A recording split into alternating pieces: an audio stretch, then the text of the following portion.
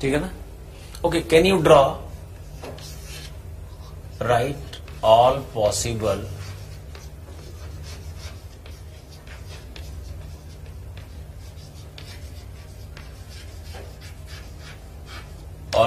ethers with molecular formula same, I mean C5H12O, ठीक है ना? Only structural isomers.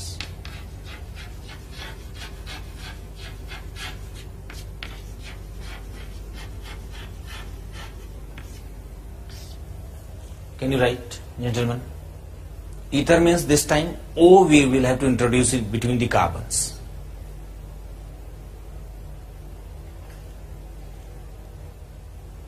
Shall I? क्या मैं लिखूं? नहीं, आप तो लिखोगे ना?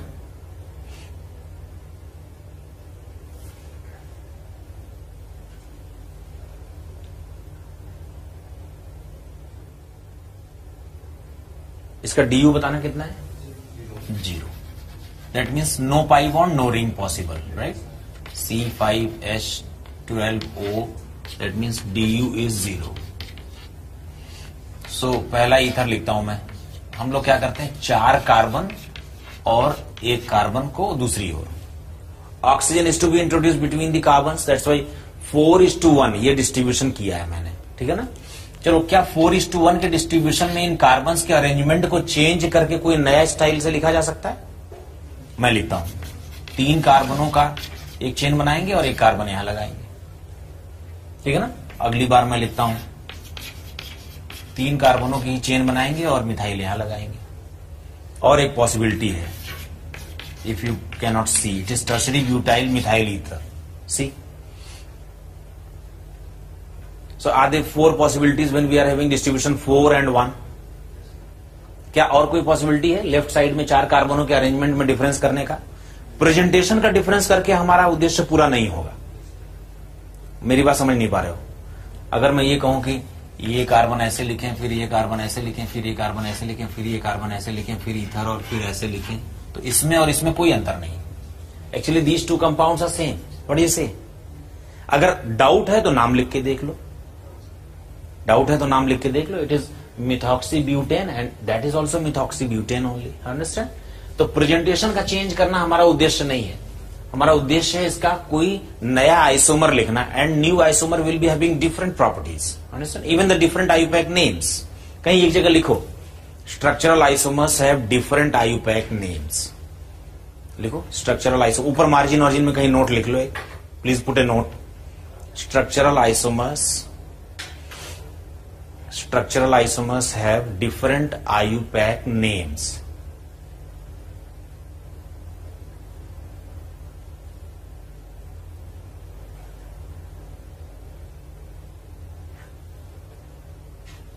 ठीक है ना? चलो, अब हम लोग क्या करते हैं बोलो? 3 और 1 कर ले.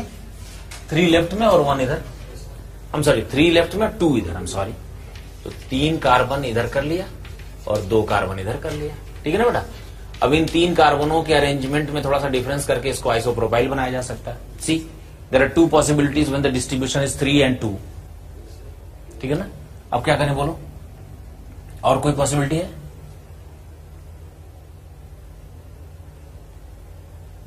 क्यों? क्या यही 6 पॉसिबिलिटीज है? देख लो. तो 3 और 2 हो जाएगा. वो तो एक ही बात है ना. देखो, इधर 3 करके इधर 2 कर दो या इधर 3 करके उधर 2 कर दो, फर्क क्या पड़ता है? हो जाएगा. अब मैं पूछता हूं आपसे, अगर इसमें से कोई एक निकाल लें, take any one out of 8 from here, any one alcohol out of 8 and take any one ether out of 6, what will be the relation between them? Yes, they are functional isomers because the nature of functional group is changed with same molecular formula, same du. What do you say, boys? बात समझ में आ रही सभी को? Same molecular formula, same du, लेकिन इसमें से किसी एक को निकाल लो, उसमें से किसी एक को निकाल लो, तो उनके बीच में आपस में क्या रिलेशन होगा? फंक्शनल आइसोमेरिज्म का. अंडरस्टैंड? सभी को बात समझ में आ रही है? एक और ऐसा क्वेश्चन दूर लिखने के लिए, काउंट करने के लिए. इस क्वेश्चन में तुम्हारी हालत खराब हो जाएगी। देखना, लिखो, right all possible एल्केनामाइड्स।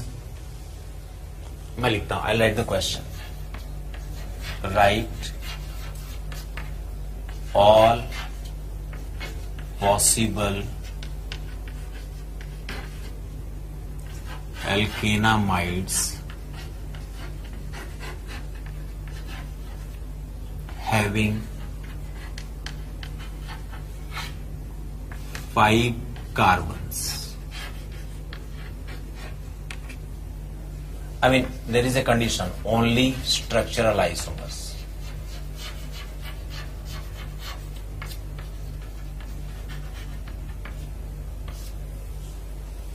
Because we have not studied stereoisomer yet. That's why. एल्केनामाइड समझते हो? एल्केनामाइड का मतलब ये है कि इसमें ये वाला ग्रुप तो होना ही चाहिए, मतलब CO, C डबल बॉन्ड हो, सिंगल बॉन्ड N। इस पर NH2 लगा सकते हो तो वो सिंपल एमाइड हो जाएगा। इस नाइट्रोजन पे कार्बन लगा दोगे तो वो सब्स्टिट्यूटेड एमाइड हो जाएगा। हमें सारे चलेंगे, कुल कार्बन 5 ही यूज करने हैं और ये ग्रुप होना चाहिए। करोगे? नहीं करोगे? ट्राई बार। देख, एक कार्बन यहां यूज हो गया, 4 और कार्बन है, 4 कार्बन यहां लगा के CONH2 कर दो। मैं करता हूं, लेट मी डू फर्स्ट। देखो, ये 4 कार्बन किसी भी तरीके से यूज करने के लिए हम स्वतंत्र हैं, ठीक है ना, राइट। और this 1 carbon is basically the part of group, so this can not be changed. Do you get the point?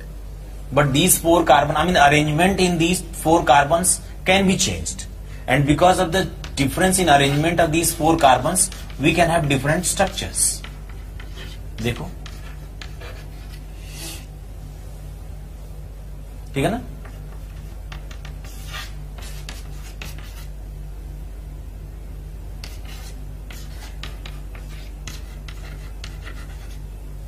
पहले मैंने क्या बनाया?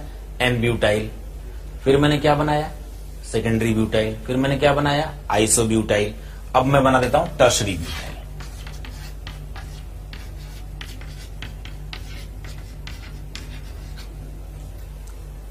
सो are these only 4 possibilities in the arrangement of these 4 carbons? N butyl, secondary butyl, isobutyl, and this one is tertiary butyl. Do you get the point gentleman? चलो, I continue. This is structure number 6। अब क्या करें बोलो? Okay, 5th, I'm sorry. अब क्या करता हूं बोलो? इस 4 कार्बन्स में से एक कार्बन नाइट्रोजन पे शिफ्ट करवा देते हैं, ठीक है ना। तो चलो, इधर रह जाएंगे 3 कार्बन, राइट बेटे, और इधर हो जाएगा 1 हाइड्रोजन और 1 कार्बन। क्या इन 3 कार्बनों में कोई अरेंजमेंट का डिफरेंस किया जा सकता है? किया जा सकता है। इसको नॉर्मल प्रोपाइल की जगह पर आइसो प्रोपाइल कह सकते हैं। क्यों भाई? C double bond O NH C। 3 और 1 के डिस्ट्रीब्यूशन में यही 2 पॉसिबिलिटीज हैं। अब क्या करें? एक और कार्बन उधर शिफ्ट कर दूं नाइट्रोजन की ओर, तो 2 और 2 का डिस्ट्रीब्यूशन हो जाएगा। क्यों बेटे? तो 2 कार्बनों के बाद 2 कार्बन नाइट्रोजन पर आ गया। लेकिन इन 2 कार्बनों का नाइट्रोजन पर कनेक्शन का स्टाइल बदला जा सकता है। 1 इंडिविजुअल कार्बन्स किया जा सकता है। तो कोई फर्क नहीं पड़ता अपने को, तो H कार्बन पे आ जाएगा। कुल मिलाकर हाइड्रोजन हमेशा कांस्टेंट रहेंगे। Number of hydrogen will always remain constant. देखना, ये H जब NH था तब ये CH2 था, अभी जब ये N है तो ये CH3 है। हाइड्रोजन का प्रॉब्लम नहीं हो रहा। अभी क्या करूं बोलो? क्या 1 कार्बन और शिफ्ट करूं उधर? क्यों? 2 और 2 था ना, अब 1 और 3 कर देता हूं। तो अगर मैंने 1 और कार्बन यहां शिफ्ट कर दिया तो 3 कार्बन हो जाएंगे। इन 3 कार्बनों का डिस्ट्रीब्यूशन का एक और स्टाइल हो सकता है। क्या? आइसोप्रोपाइल। और भी कुछ हो सकता है? कितने होंगे टोटल, कुछ गेस कर रहे हो? Answer is 18।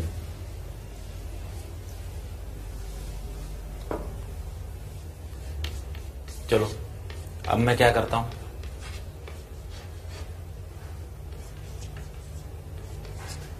ऐसे कर देता हूं, देख लो वो भी तो हो जाएगा है। अब क्या करूं, अब एक कार्बन और शिफ्ट कर दो। एमाइड में तो किया जा सकता है, क्या कहते हो भाई? अगर एमाइड में आप एक कार्बन इधर और शिफ्ट कर दें तो यहां हाइड्रोजन हो जाएगा कार्बन की जगह, ठीक है ना, और यहां हो जाएगा कुल मिलाकर 4 कार्बन।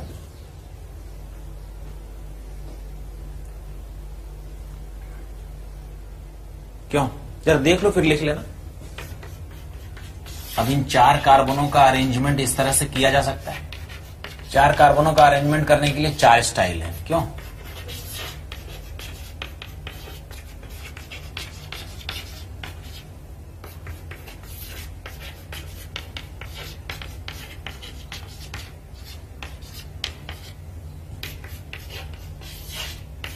यही हो गया ना 4। फिर उसके बाद क्या करें, 3 एक साथ कर देता हूं, एक साथ कर देता हूं, ठीक है ना। इन तीनों के लिए ऐसे भी हो सकता है, आइसोप्रोपाइल और ये, ठीक है ना, और एक ये लास्ट वाला जिसमें 2-2 कार्बन नाइट्रोजन पर अलग अलग डिस्ट्रीब्यूट कर दिए जाए। देख लो, तो are they total 18 possible structures of alkanamides having 5 carbons? हाँ, ऑफ कोर्स नेमिंग अलग अलग होगा, लेकिन सबको एल्केनामाइड तो बोलोगे ना। कोई पेंटेनामाइड है, कोई ब्यूटेनामाइड है, कोई मिथेनामाइड है, कोई प्रोपेनामाइड है, ठीक है ना। है तो सारे एल्केनामाइड्स ना, और सभी में 5 ही कार्बन है at the most. So they are all alkanamides with 5 carbons. So total 18 are the possibilities, and only structural isomers we have taken under consideration. I mean, we are not considering stereoisomers so far. Otherwise numbers may go up. लेकिन ऐसे questions पूछे नहीं जाते। ऐसे question पूछे जाएंगे तो बहुत ज्यादा खून जल जाएगा इसको करने में, और ये कभी सही नहीं होगा एग्जाम के प्रेशर में। क्यों? कुछ ना कुछ तो छूट ही जाएगा, 1-2 पॉसिबिलिटी कम ही रह जाएगी। क्वेश्चन ऐसे नहीं पूछे जाते, क्वेश्चन हमेशा ऐसे होते हैं जिसमें 2, 4, 6 पॉसिबिलिटीज हो, ठीक है ना।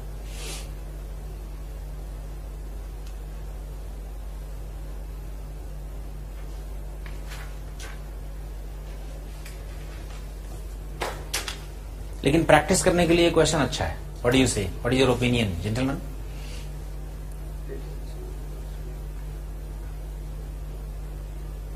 Can I tell you gentleman? In case if you are gentle, I don't know.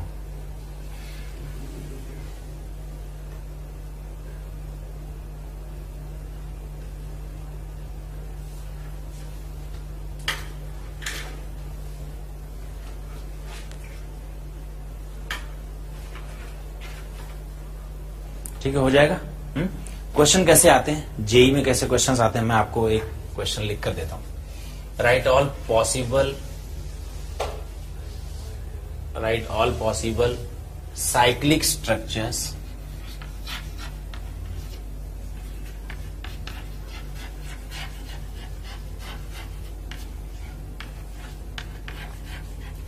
with molecular formula C4H6.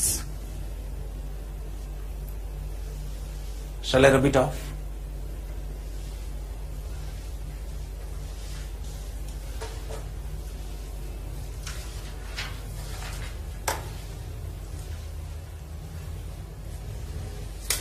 Write all possible cyclic structures with molecular formula C4H6. Find out the du of the given formula. Find out the du. What's the du? C4H6. So du is 2. 2 means, and cyclic means one ring has to be kept. So one ring with a double bond or 2 rings. One ring with a double bond or 2 rings.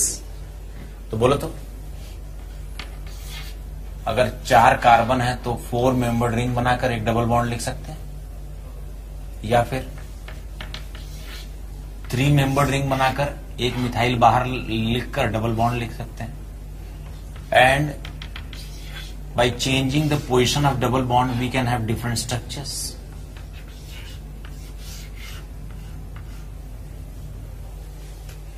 और भी कोई possibility है? बोलो, और भी कोई possibility है? 2 rings वाली, ये भी तो एक पॉसिबिलिटी है. ठीक है ना? बात समझ में? ये क्वेश्चन जेई 2008 में आया.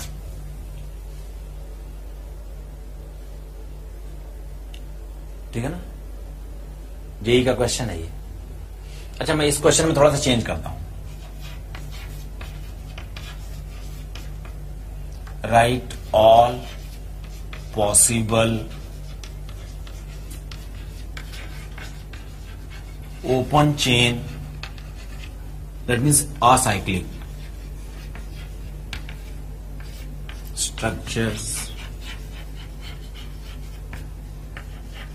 with molecular formula C4H6, only structural isomers.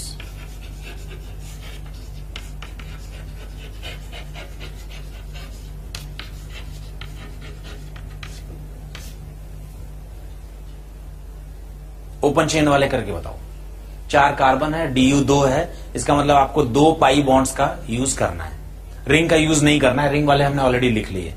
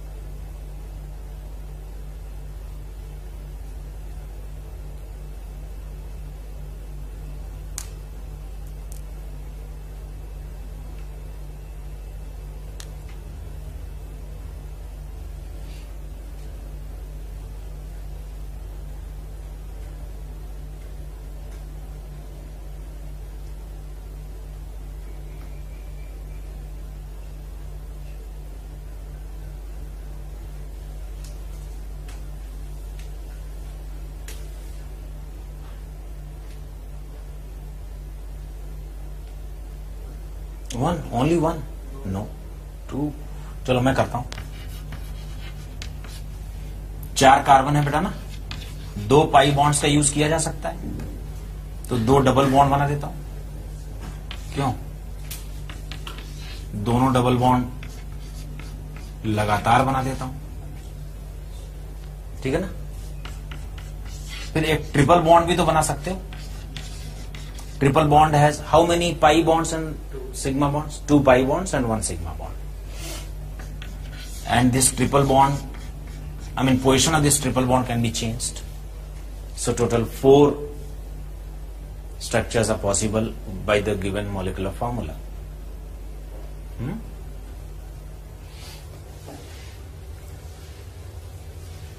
चलो इसको हम लोग अभी करेंगे.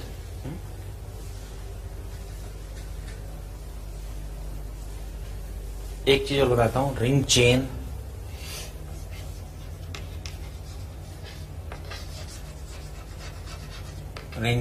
आइसोमेरिज्म.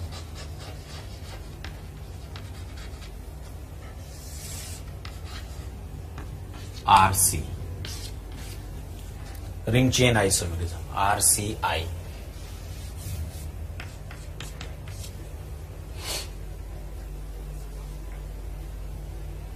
रिंग चेन आइसोमेरिज्म लिख लो. It is a part of functional isomerism, FI. For example,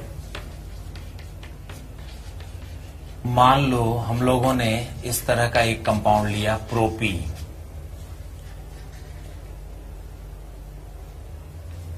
पहला स्ट्रक्चर ऐसा बनाया और दूसरा स्ट्रक्चर ऐसे बनाया। बताओ तो मॉलिक्यूलर फॉर्मूला क्या होगा दोनों के लिए? क्या ये C3H6 होगा? दोनों कंपाउंड्स का मॉलिक्यूलर फॉर्मूला C3H6 होगा। Both these compounds are having same molecular formula but different representation. One is open chain and other is ring. That's why they are called ring chain isomers. Understand? First and second are basically RCI.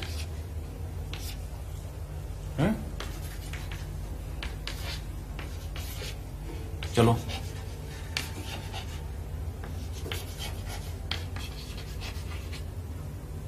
ये पहला है,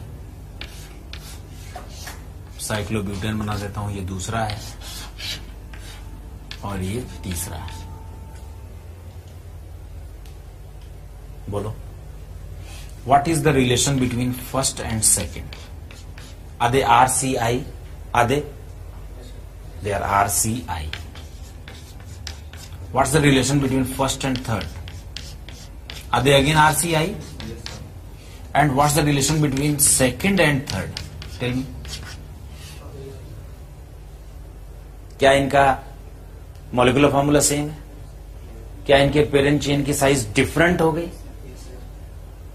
molecular formula DU same है लेकिन parent chain की size different हो गई तो क्या कहलाएंगे ये? CI, simple chain isomers. Simple chain isomers. Understand? तो basically ring chain isomerism is the part of functional isomerism and it is not dealt separately. I mean, we keep it under the topic of functional isomerism only.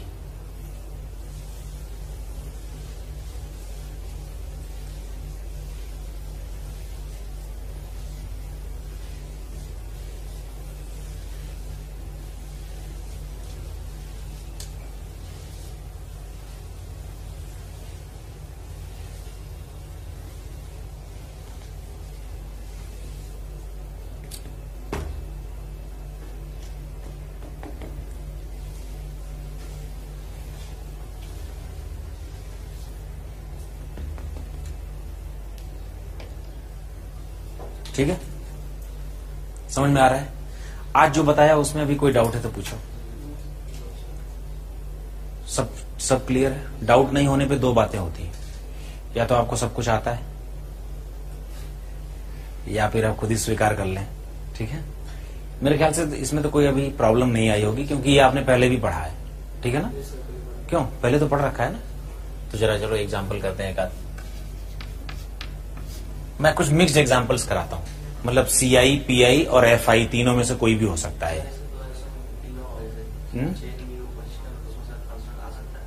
हाँ, अगर functional आ गया तो CI और PI को neglect करेंगे। There will not be any possibility. और एक बात और सुनो ना, देखो जब मैंने कहा था कि CI होगा तो फंक्शनल ग्रुप का नेचर नहीं बदलता, PI होगा तो फंक्शनल ग्रुप का नेचर नहीं बदलता, और FI होगा तो बदलना चाहिए। So it is not possible है। हाँ, ये नोट इसलिए लिखवाया है ताकि आप बिल्कुल ही विचार न करें उस पर। खासतौर पे ये नोट मेटामेरिज्म के लिए ज्यादा एप्लीकेबल है। ठीक है ना? क्लियर है? कुछ एग्जांपल देखते हैं एक आध और। जरा मुझे बताओ, एरोमेटिक कंपाउंड है, NH2 लिया है CH3 के साथ,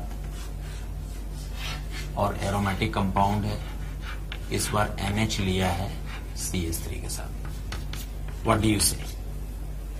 What is the relationship between these two compounds as far the isomerism is concerned?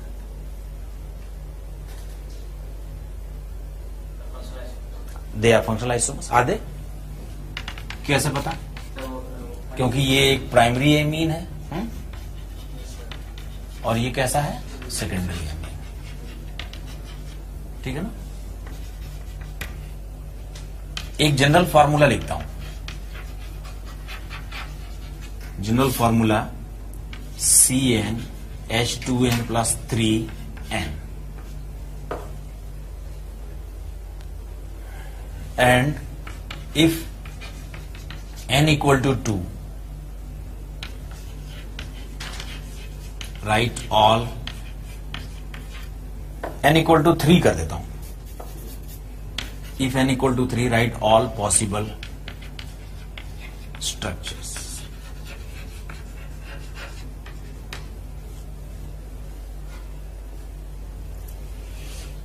n equal to 3 होने पर सारी पॉसिबल स्ट्रक्चर्स लिखो. Do you understand the question, gentlemen?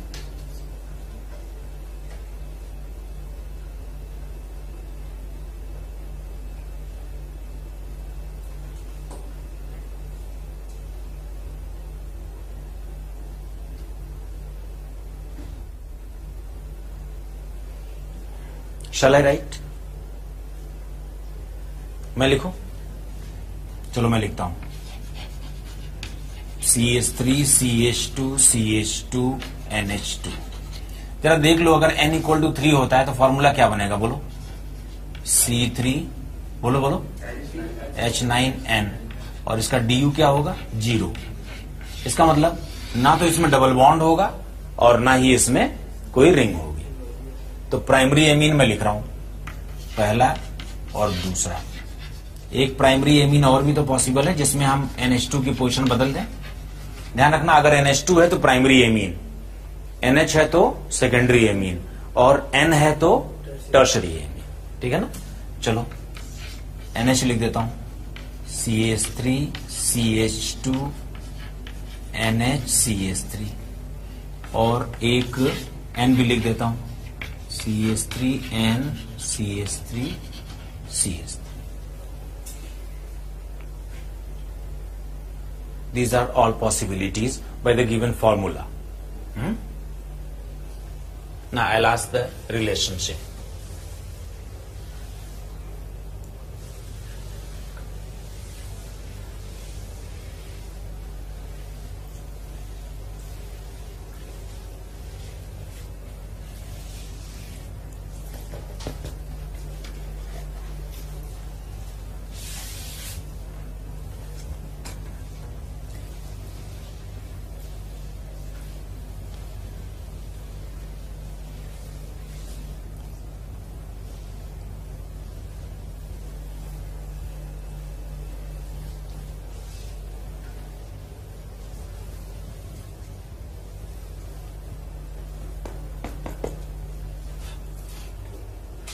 I'll ask the relationship.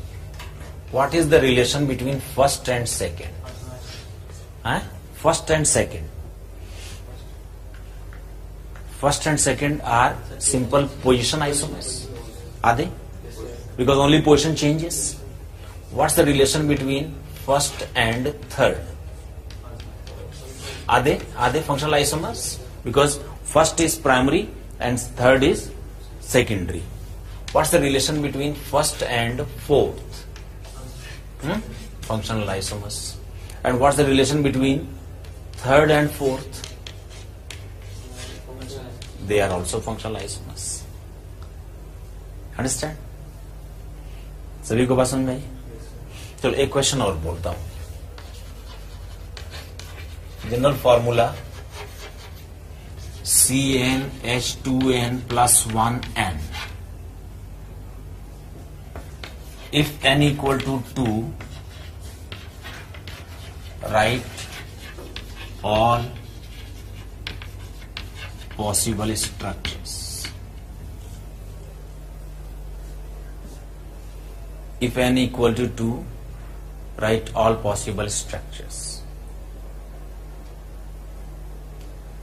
Question समझ में आ रहा है?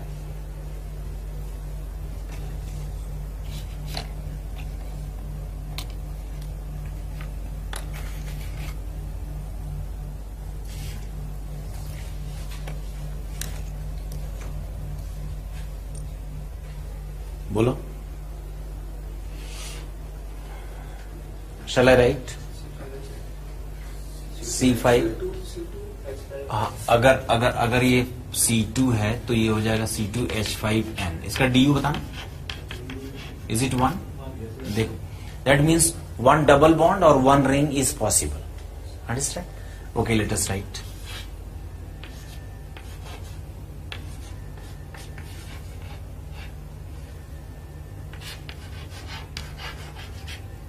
क्या ये एक प्राइमरी एमीन है?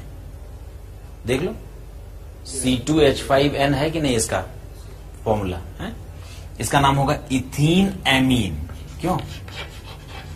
वाईइन because of this double bond, carbon carbon के बीच में डबल बॉन्ड होता है तो इन बोलते हैं, और वाई एथ, 2 carbons, and amine, ethene amine, right. Second structure, it can be this kind. See, is it C5? I mean, sorry, C2H5N, DU1. It is ethane. Why N this time? Because single bond. And imine. C double bond N is written as imine. C single bond N is written as amine, and C double bond N is written as imine. Understand? ठीक है ना? This is primary amine, that's secondary amine. NH is secondary. And one more. This can be like this. You see? क्यों? C carbon carbon single bond है तो ethane बोलते हैं, और carbon nitrogen double bond को इमीन बोलते हैं। ठीक है ना? इसका नाम क्या हो जाएगा? डबल बॉन्ड CH2 को बोलते हैं मिथाइलिन, N मिथाइलिन, मिथेनामाइन,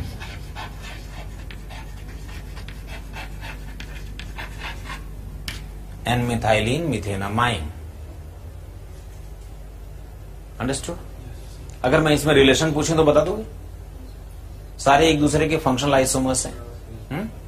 एक क्वेश्चन आपके लिए होमवर्क में, general formula CnH2n-1n and n equal to 2. If n equal to 2, write all structures. That's your homework. This time du will be 2. ठीक है ना? बात समझ में आई?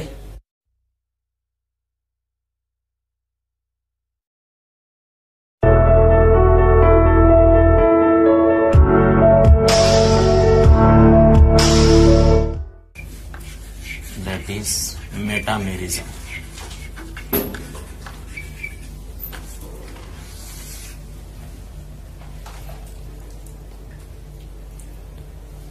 बेसिकली मेटामेरिज्म एक ऐसा आइसोमेरिज्म है जो किसी स्टैंडर्ड टेक्स्ट बुक में मेंशन्ड नहीं है।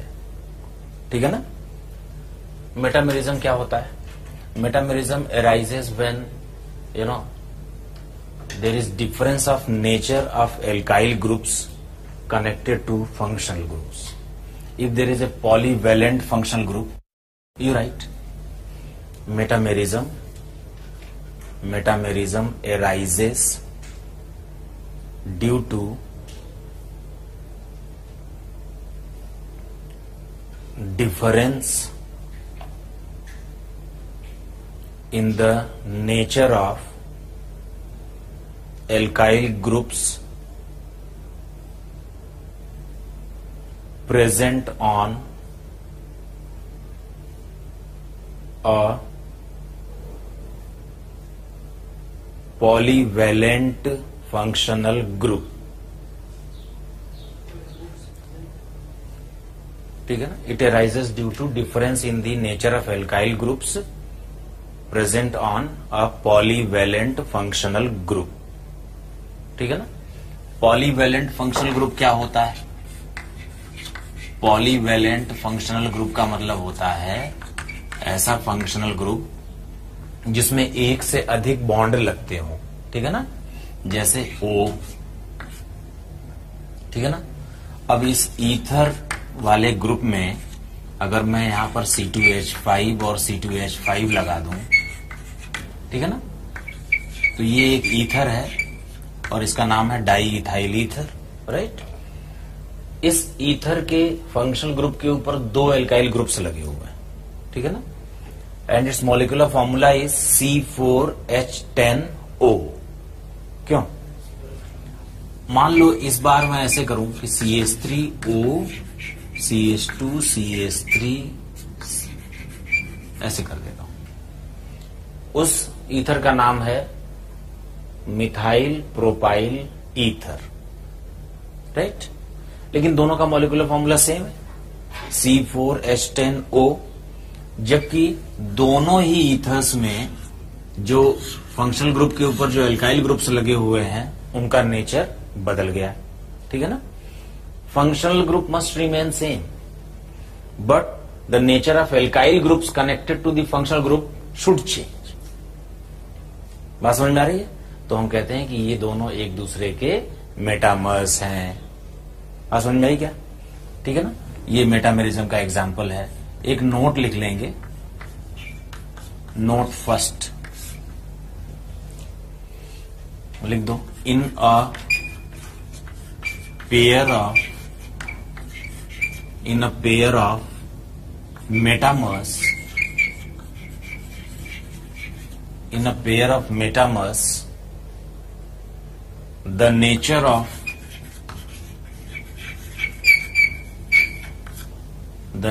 of functional group, double bond or triple bond or substituent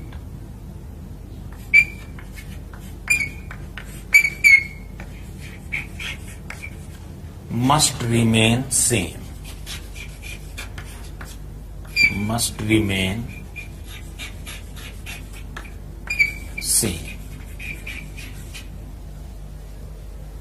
understand. अगर मेटामर्स हैं दो कंपाउंड्स तो उनमें जो फंक्शनल ग्रुप है वो सेम होना चाहिए। अगर उसमें कोई क्लोरो ब्रोमो आयोडो नाइट्रो इस टाइप का कोई सब्स्टिट्यूएंट लगा है तो वो दोनों पर लगा होना चाहिए, ठीक है ना। जो फंक्शनल ग्रुप इसमें है वही फंक्शनल ग्रुप उसमें भी होना चाहिए। मॉलिक्यूलर फॉर्मूला तो सेम होना ही चाहिए। कोई से भी दो कंपाउंड अगर किसी तरीके के आइसोमेरिज्म का रिलेशन रखते हैं तो उनका मॉलिक्यूलर फॉर्मूला सेम होना ही चाहिए, ठीक है ना। और मॉलिक्यूलर फॉर्मूला सेम होगा तो डीयू भी सेम होगा, ठीक है ना। बात समझ में आ रही है? लेकिन उनके फंक्शनल ग्रुप के ऊपर जो एल्काइल ग्रुप्स जुड़े हैं उनका नेचर बदल जाना चाहिए, ठीक है ना। इसके लिए आवश्यक है कि मेटामेरिज्म शो करने वाला कंपाउंड ऐसा हो जिसके पास एक पॉलीवैलेंट फंक्शनल ग्रुप हो, यानी उसके पास फंक्शनल ग्रुप ऐसा हो जिसमें कम से कम दो एल्काइल ग्रुप्स तो लग सकते हो। जैसे मान लो OH है, अब OH पर आप कोई भी एल्काइल ग्रुप लगाओ वो सिंगल ही लग सकता है, एक ही लग सकता है क्योंकि इसकी वैलेंसी एक है। और ईथर में ऑक्सीजन की वैलेंसी 2 है, तो 2 या 2 से अधिक वैलेंसी वाले जो ग्रुप्स हैं उनको हम पॉलीवैलेंट ग्रुप्स बोलते हैं। कीटोन के बारे में थोड़ा सा कंट्रोवर्सी है। कीटोन के लिए कहा जाता है कि साहब ये मेटामर्स भी हैं और स्टीरियोआइसोमर्स भी हैं। हम लोग उन मुद्दों पर आते हैं। एक और बात लिख लो, नोट सेकंड में लिख लो, in case of metamerism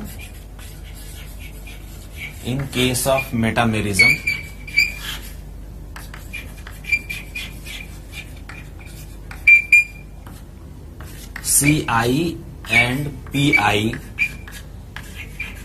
are neglected.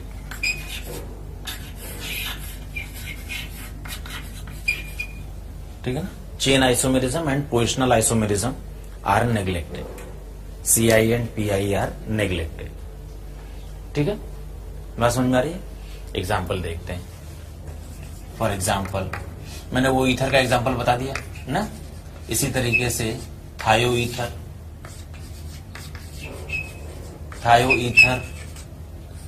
में ऑक्सीजन की जगह सल्फर ले लेते हैं, राइट। थायो ईथर के भी इसी तरीके से एल्काइल ग्रुप्स की नेचर को चेंज करके 2 या 3 मेटामर्स बनाए जा सकते हैं, ठीक है ना। सो डाईइथाइल थायो ईथर का मेटामर है मिथाइल प्रोपाइल थायो ether, right. Even ester, you can see.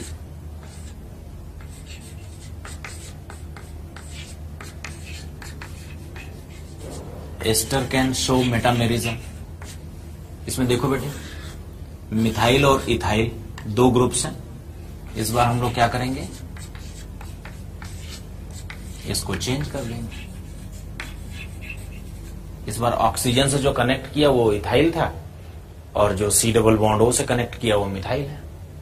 Connectivity का डिफरेंस हो जाने से मेटामेरिज्म होता है, अगर फंक्शनल ग्रुप सेम रह जाए तो। ठीक है ना। Esters can show metamerism.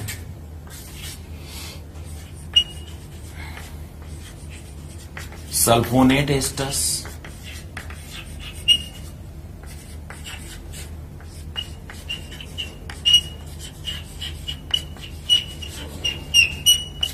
it's a sulfonate ester. This compound also can show metamerism. They are metamers of each other because they have same functional group, same molecular formula, same DU, but the nature of alkyl groups connected on functional group are different. कोई anhydride ले लो। हाँ बेटा, हाँ बेटा, हाँ बेटा, एक minute, मैं तुम्हारा सवाल अभी सुनता हूं।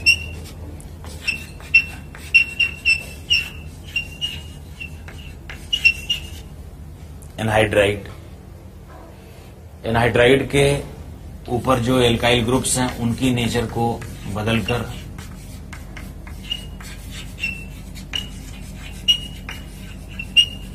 मेटामर्स बनाए जा सकते हैं। आप देखो, इस एनहाइड्राइड ग्रुप के दोनों ओर पहले इथाइल्स लग रहे थे, अब मिथाइल और प्रोपाइल लग रहे हैं। सो दे आर ऑल्सो मेटामर्स। अब अपना सवाल पूछो। मैंने मिस्टेक कर दी है, I made a mistake, please correct it. ठीक है ना। सल्फोनेट एस्टर में SO3 होता है। Shall I rub it of?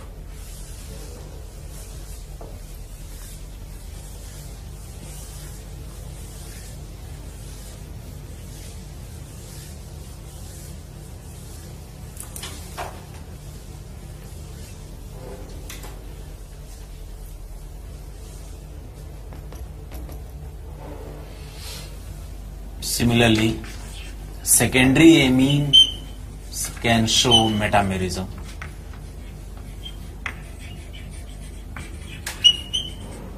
Secondary amine with different connectivity are metamers of each other.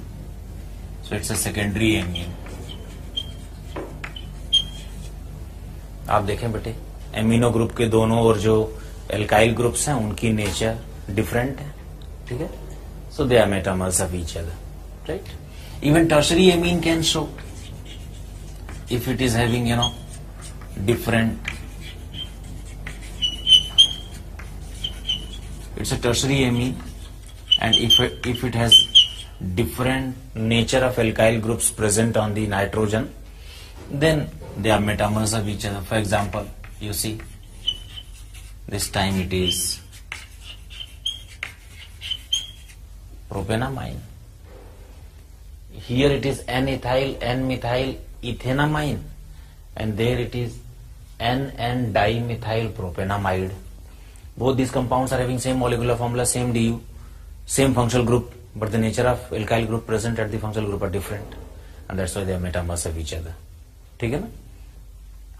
सभी को बात समझ में आ रही है? क्लियर हो रहा है?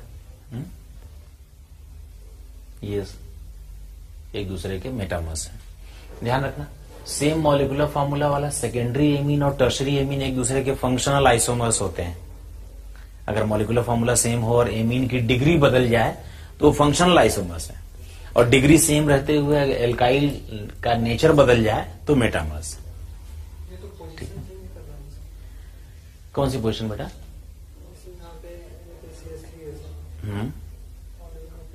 नहीं, मुझे एक बात बताओ, अगर कभी मेटामेरिज्म का सीन बने तो हमें पोजिशनल आइसोमेरिज्म को तो नेग्लेक्ट ही कर देना है।